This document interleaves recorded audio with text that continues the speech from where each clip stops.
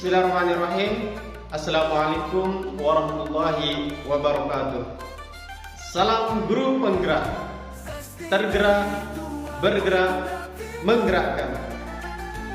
Perkenalkan, saya Yanti Januardi, calon guru penggerak angkatan 10 dari SD Negeri 2 Ekmal Timur, Kecamatan Ekmal, Kabupaten Lombok Timur. Sebelumnya yang saya hormati Ibu Fasilitator, Ibu Hika Aryani MPD, dan Bapak Pengajar Praktik Bapak Muhammad Taisir SPD. Tugas demonstrasi kontekstual modul 3.1 pengambilan keputusan berbasis nilai-nilai kebajikan sebagai pemimpin. Kali ini saya akan melakukan proses 2 wawancara terhadap 2 kepala sekolah. Yang pertama, saya akan melakukan wawancara di sekolah saya sendiri dengan ibu kepala sekolah saya, yaitu di SD Negeri 2 Ekmal Timur. Wawancara yang kedua, saya akan melakukannya di salah satu sekolah penggerak yang ada di Kecamatan Ekmal, yaitu SD Negeri 1 Toya.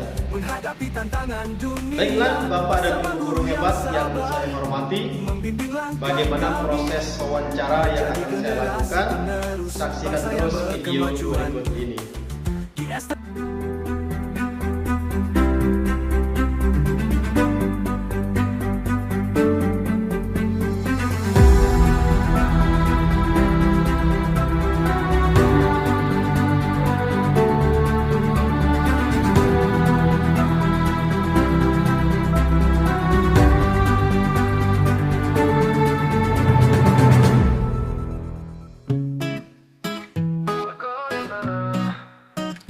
Sekolah Dasar Negeri 2 Ekmal Timur kami bersatu, membentuk karakter penuh semangat baru. Kami pelajar Pancasila, bangga dan ceria, mewujudkan cita dengan cinta bangsa. Religius dan nasionalis kami junjung tinggi, mandiri, gotong royong, kreatif, bernalar kritis, dan juga berkebinekaan global kami miliki. Berintegritas, jujur dan setia, kami pelajar Pancasila siap berkarya. Di sekolah ini kami belajar bersama, menjadi anak yang baik, penuh rasa cinta, dengan semangat tinggi. Bismillahirrahmanirrahim. Assalamualaikum warahmatullahi wabarakatuh. Perkenalkan, saya Yanti Januardi, calon guru penggerak angkatan 10 dari SD Negeri 2 Ekmal Timur, Kecamatan Ekmal, Kabupaten Lombok Timur. Alhamdulillah, di proses wawancara yang pertama ini saya didampingi oleh ibu kepala sekolah saya, yaitu Ibu Hajah Husniatun SPD MPD, selaku kepala sekolah di tempat tugas saya di SD Negeri 2 Ekmal Timur. Assalamualaikum warahmatullahi wabarakatuh, Bu. Bagaimana kabar Bu hari ini? Alhamdulillah. Alhamdulillah. Mohon maaf, Bu.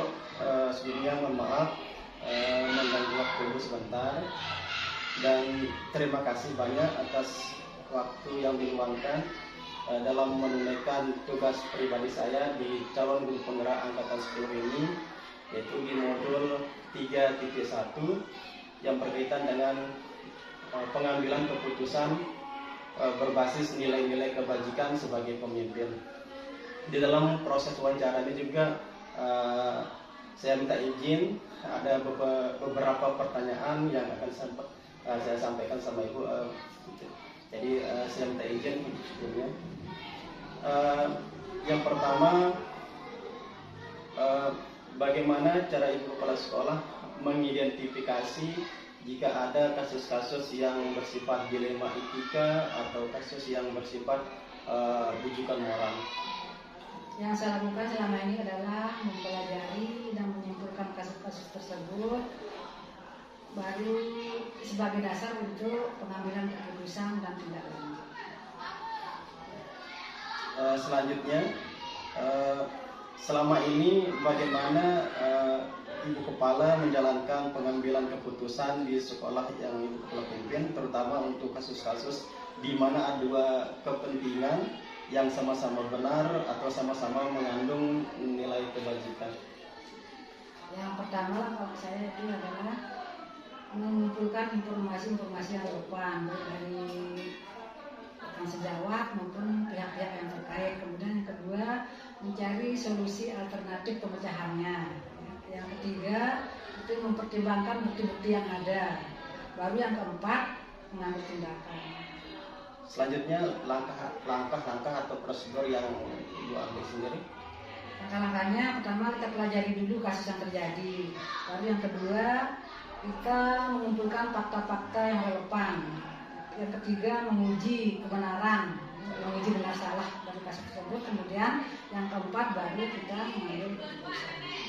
Berarti kalau saya bisa simpulkan, jika ada kasus-kasus yang bersifat dilema etika atau kasus yang bersifat moral itu, Ibu tidak langsung mengambil keputusan, tetapi Ibu langsung menguji kebenarannya dulu, mengumpulkan fakta-fakta atau meminta teman sejawat apakah ini benar atau salah. Selanjutnya Bu, hal-hal apa saja yang selama ini Ibu anggap efektif dalam mengambil keputusan? Yang paling efektif adalah etika, karena ini sangat membantu untuk memastikan bahwa keputusan yang kita ambil itu tidak membenarkan satu pihak dan tidak merugikan pihak yang lainnya. Selanjutnya, hal-hal apa saja yang selama ini merupakan tantangan dalam mengambil keputusan? Apakah ada tantangannya atau hambatannya? Tantangan terbesar adalah dilema tersebut tidak menawarkan solusi yang jelas sesuai dengan norma etika. Itu yang etika ini, solusinya kurang jelas sesuai dengan norma etika. Selanjutnya, apakah Ibu Kepala memiliki sebuah takala atau jadwal tertentu dalam sebuah penyelesaian kasus dilema etika? Apakah Ibu Kepala langsung menyelesaikannya atau ada waktu tertentu? Secara umum sih tidak terjadwal ya, jadi penyelesaian kasus itu kita sesuaikan dengan situasi dan kondisi yang ada ya. Kemudian baru kita selesaikan, jadi sama sekali tidak terjadwal, sesuai dengan situasi dan kondisi yang ada dan keputusan bersama pihak-pihak terkait, baik rekan sejawat maupun yang berkaitan dengan masalah tersebut. Apakah ada orang atau faktor-faktor yang mempengaruhinya atau gimana? Ada ya, pendapat-pendapat yang relevan, kemudian informasi yang diperlukan. Informasi yang diperlukan itu jelas ya, kemudian ada pendapat-pendapat dari rekan sejawat maupun pihak-pihak terkait dari kasus tersebut. Berarti tergantung dari kasusnya yang dilibatkan. Yang terakhir nih Bu, dari semua yang telah disampaikan sama Ibu hari ini, kira-kira pembelajaran apa yang Ibu bisa ambil atau petik dari keputusan dilema etika?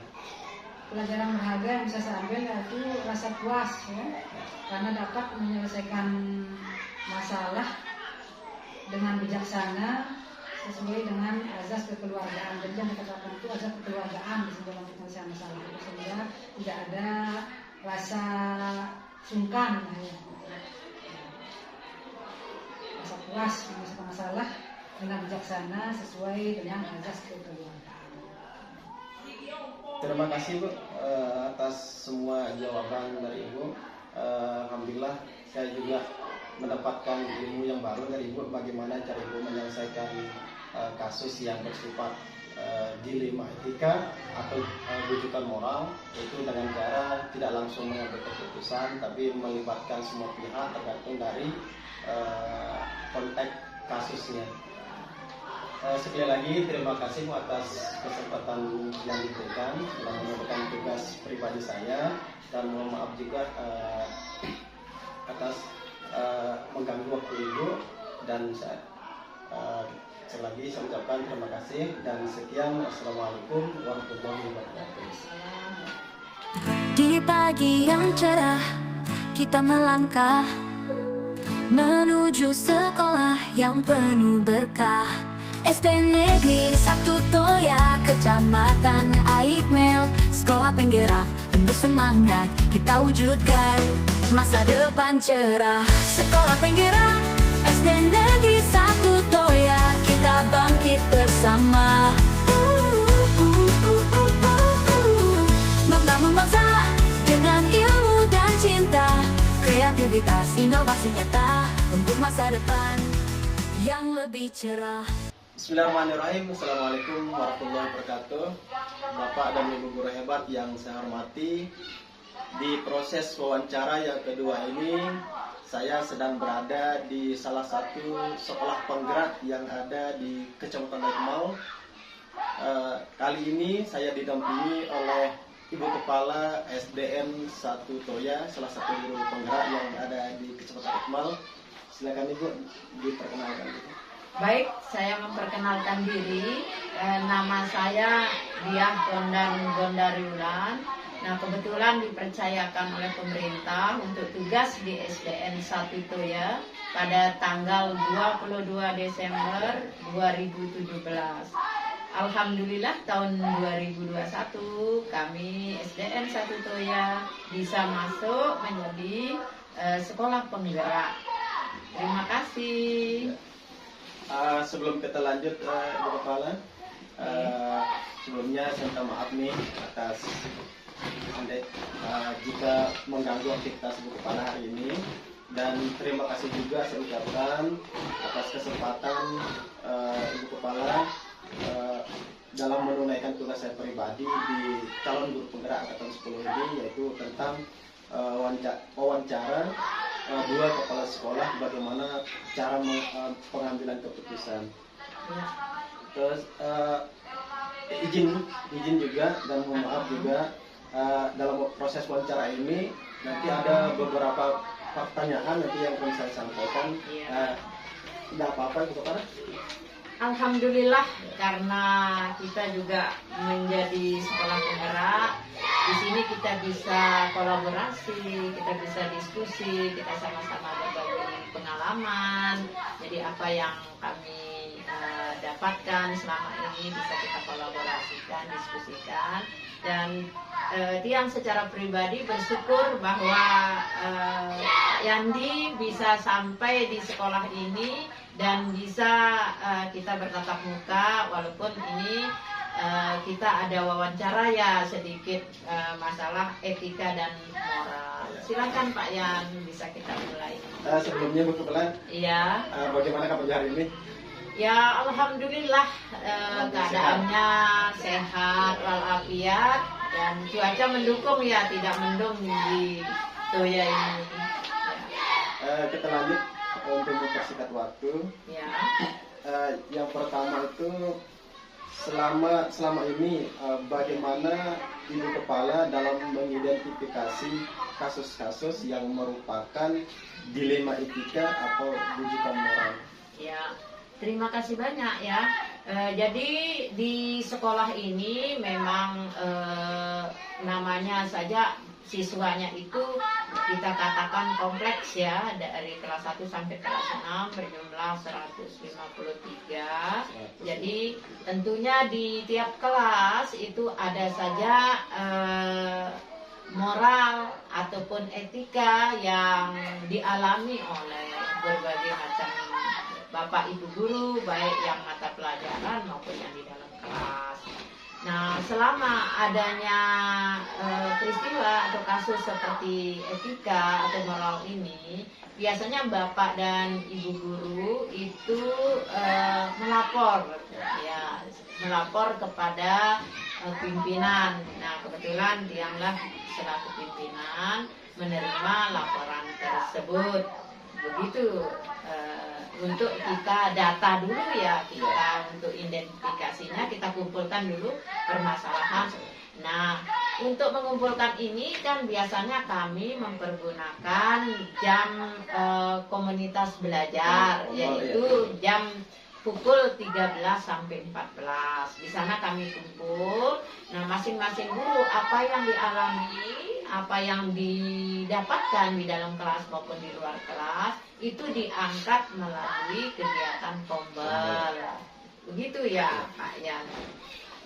Kira-kira dari kasus yang dialami itu bagaimana Ibu Kepala menjalankan atau mengambil keputusan di sekolah Ibu Kepala yang dipimpin, terutama untuk kasus-kasus di mana ada dua kepentingan yang sama-sama benar atau sama-sama mengandung nilai kebajikan.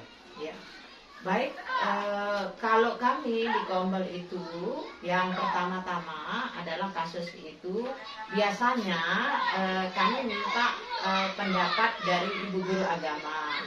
Karena mengapa kami mengambil sikap seperti itu, yang ingin masukan dari ibu guru agama tentang bagaimana sih etika atau moral yang dialami oleh kelas-kelas yang lain atau pas saat pembelajaran agama atau saat pembelajaran olahraga. Maka yang pertama kali yang minta pendapat adalah ibu guru agama.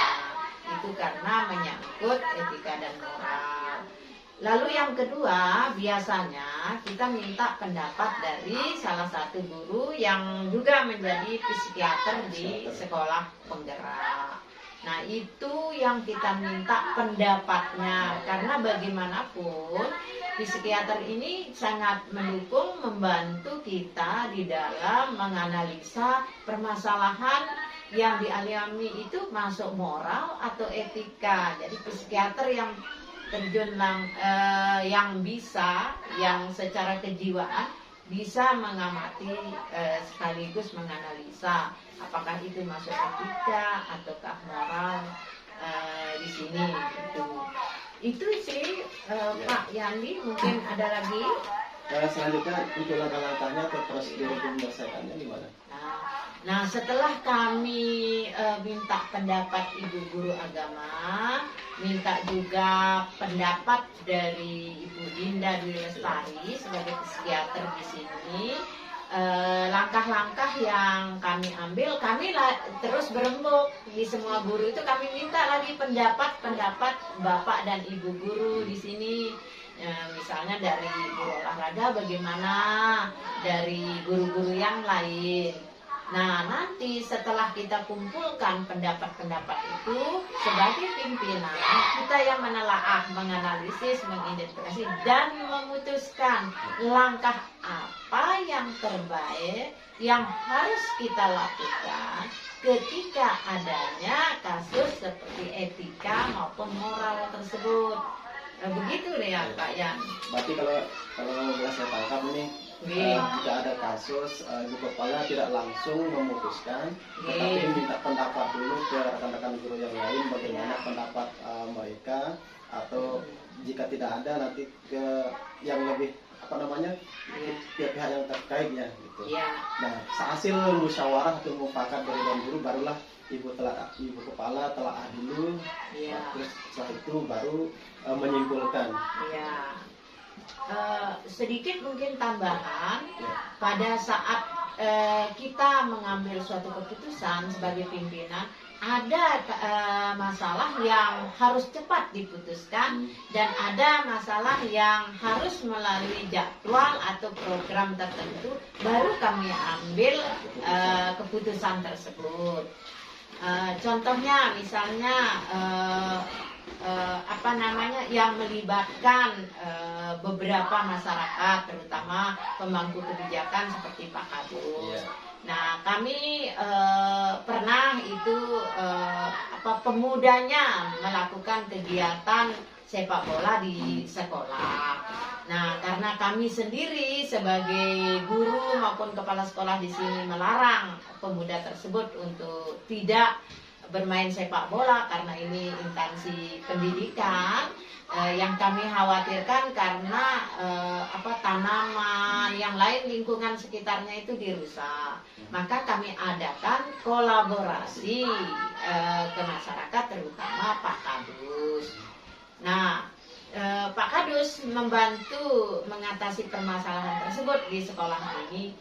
Begitu juga tidak bisa terselesaikan, lagi kami minta bantuan, tapi kami kolaborasi sama Pak Kadus, sama pihak sekolah, berangkat menuju kepolisian.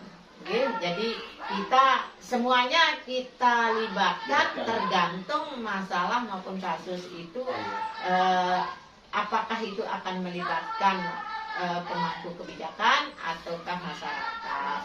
Berarti melibatkan tokoh masyarakat atau tokoh agama atau pihak terkait tergantung dari kasus berat dan ringan kasusnya. Selanjutnya kita panah hal-hal apa saja yang dianggap langkah yang paling efektif untuk dari sekian kasus itu yang Ibu Kepala laksanakan yang lebih efektif. Yang paling efektif ya di masalah permasalahan siswa. Nah, kalau permasalahan siswa baik masalah etika maupun moral itu karena harus cepat ditangani, tidak berkelanjutan, maka yang paling cepat itu dibicarakan melalui komunitas belajar. Nah, kebetulan kami kan di sini ada komunitas belajar yang dinamakan Gelatik. Nah, Gelatik inilah yang membantu baik dalam pembelajaran, baik dalam etika maupun moral. Karena di sana sudah ada guru agama, sudah ada psikiaternya, sudah ada guru-guru yang lain yang siap membantu melalui kombel. Itu sih. Selanjutnya dalam mengambil keputusan apakah ada tantangan atau hambatan?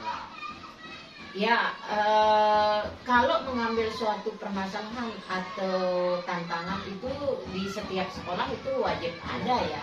Nah, apabila itu melibatkan masyarakat, itu yang tantangannya. Tapi kalau yang intern mungkin kita bisa selesaikan melalui kombel.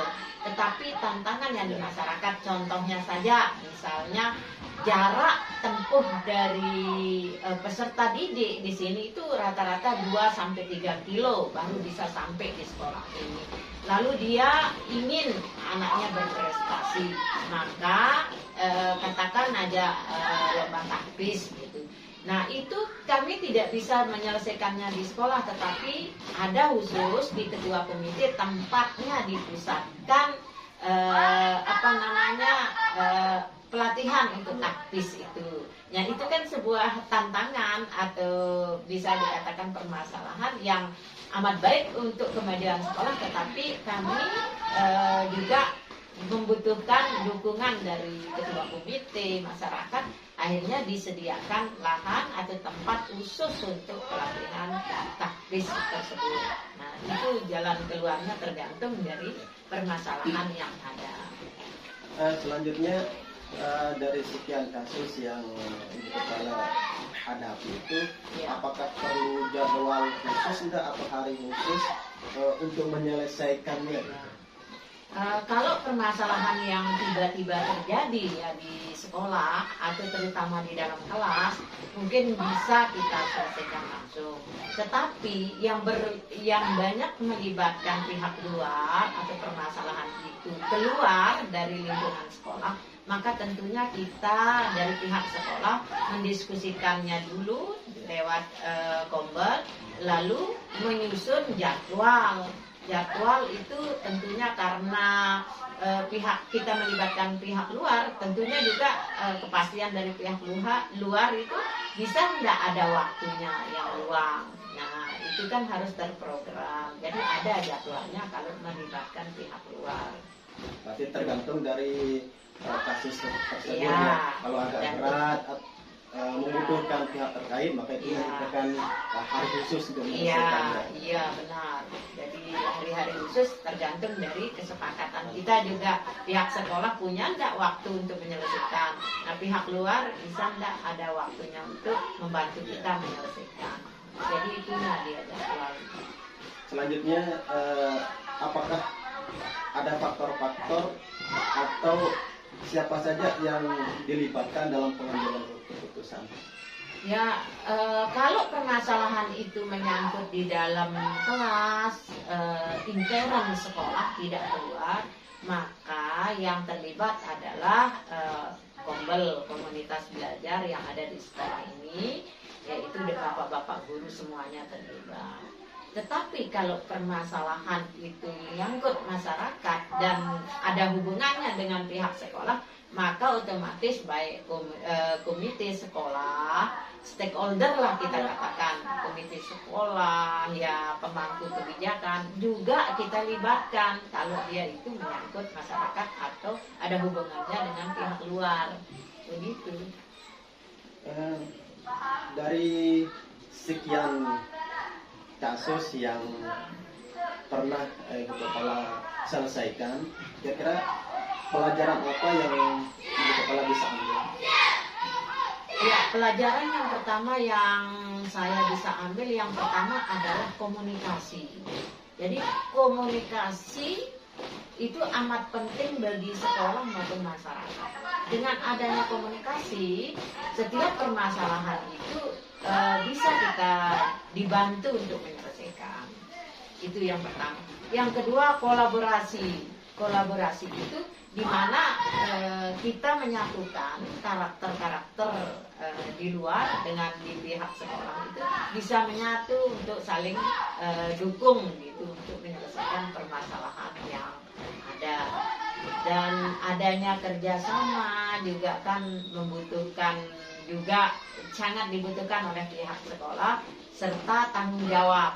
Nah, tanggung jawab baik pihak sekolah maupun pihak dari luar juga merasa ada tanggung jawab sehingga setiap kasus itu tidak mengambang, jadi bisa terselesaikan dengan seperti cara itu kita tempuh. Terima kasih Ibu Kepala atas jawaban yang sangat hebat sekali. Iya. Pertanyaannya sudah selesai. Iya. Dan alhamdulillah dari pertanyaan awal sampai akhirnya alhamdulillah saya juga mendapatkan ilmu yang baru dari Ibu Kepala yang mungkin nanti bisa saya terapkan jika ada kasus-kasus yang saya alami. Iya.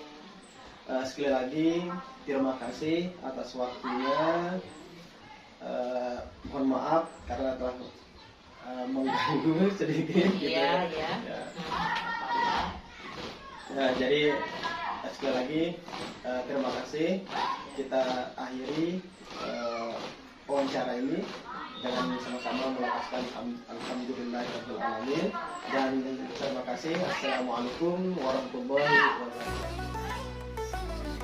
Baiklah, Bapak dan Ibu guru hebat yang saya hormati, itulah tadi proses wawancara yang saya lakukan kepada dua kepala sekolah, yaitu yang pertama di SD Negeri 2 Ekmol Timur dan SD Negeri 1 Toya. Kurang lebihnya saya mohon maaf jika ada kekurangan dan terima kasih, semoga bermanfaat. Salam guru penggerak, tergerak, bergerak, menggerakkan. Sekian, wassalamualaikum warahmatullahi wabarakatuh. Bersama-sama kami bangga di sekolah yang penuh harapan, Negeri 2 Ekmol Timur, tempat kami tumbuh bersama, belajar dan berprestasi untuk masa depan gemilang.